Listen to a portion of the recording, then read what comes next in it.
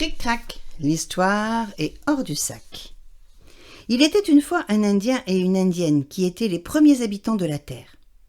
Le garçon s'appelait Bang, ce qui signifie, en nom indien, celui qui croit tout ce qu'on lui dit.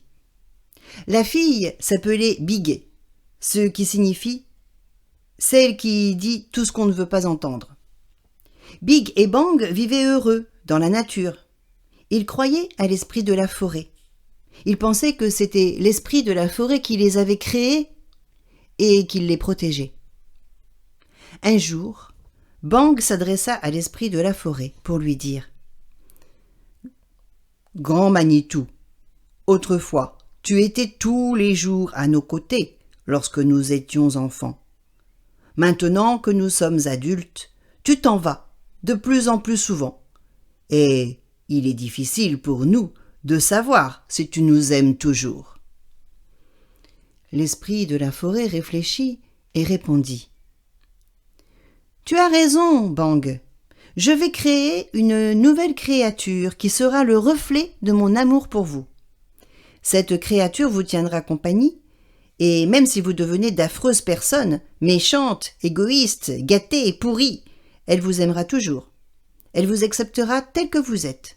Quoi que vous fassiez, quoi que vous disiez, elle vous aimera comme moi je vous aime, car vous êtes mes enfants chéris, et mon amour pour vous est immense. » Et l'esprit de la forêt créa une nouvelle créature qui devint un compagnon pour Big et Bang, et c'était un animal parfait. Et l'esprit de la forêt était content de sa création, et Big et Bang étaient contents de leur nouveau compagnon, et le nouvel animal était content d'être avec Big et Bang, et il remuait la queue. Big dit à l'esprit de la forêt « Grand Manitou, j'ai déjà nommé tous les animaux de la forêt. Je n'arrive pas à trouver un nom pour celui-ci. »« Vous l'appellerez chien, » répondit l'esprit de la forêt, « car chien signifie qu'il est le reflet de mon amour pour vous. » Et Chien commença à partager la vie de Big et Bang. Il les suivait partout, et il les aimait, et il les réconfortait toujours. Peut-être un peu trop. Mais l'esprit de la forêt était content, et Big et Bang étaient contents, et Chien était content, et il remuait la queue. Mais un jour, le lutin Philippe, qui était le conseiller en chef de l'esprit de la forêt, alla voir celui-ci et lui dit « Ça ne va pas, chef. Big et Bang se comportent mal depuis qu'ils ont Chien avec eux. Chien les adore tellement qu'ils pensent mériter être adorés. Hein. Ils deviennent capricieux et souvent ils deviennent même méchants. Hein.